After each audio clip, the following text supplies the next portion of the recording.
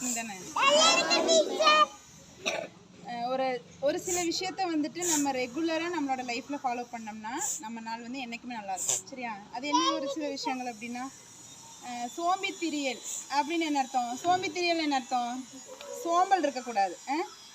நாளைக்கு பண்ணிக்கலாம், அடுத்த நாள் பண்ணிக்கலாம், மார்ச் மாதம் தானே எக்ஸாமு, பிப்ரவரி உட்காந்து படிச்சுக்கலாம், அதெல்லாம் சோம்பித்திரியல் தானே.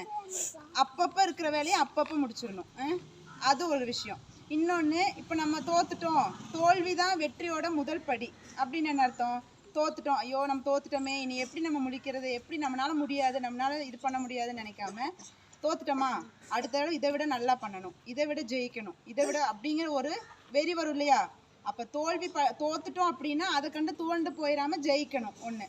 இன்னொன்று, நம்மளோட டைம் வந்து ரொம்ப முக்கியம். டைம் இஸ் கோல்டு சொல்கிறாங்களா? காலம் பொன் போன்றது. நம்ம ஒரு கம்மலை, கோல்டு கம்மலை தொலைச்சோன்னா திரும்ப தேட எவ்வளோ கஷ்டப்படுறோம், கிடைக்குமா? அதே மாதிரி தான் நம்ம வீண் பண்ண நேரமும் திரும்ப என்ன ஆகாது, வரவே வராது. சரியா? அதுக்கப்புறம் கடின உழைப்பு, ஹார்ட் ஒர்க் ரொம்ப முக்கியம்.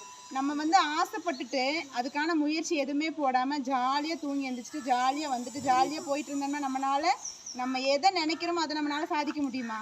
முடியாது. அப்போ கடின உழைப்பு ரொம்ப முக்கியம். இந்த எல்லா விஷயங்களையும் ரெகுலராக நீங்கள் ஃபாலோ பண்ணிகிட்டே வந்தீங்க அப்படின்னா இந்த நாள் மட்டும் இல்லை, எல்லா நாளுமே உங்களுக்கு பொன்னாளாக அமையும்.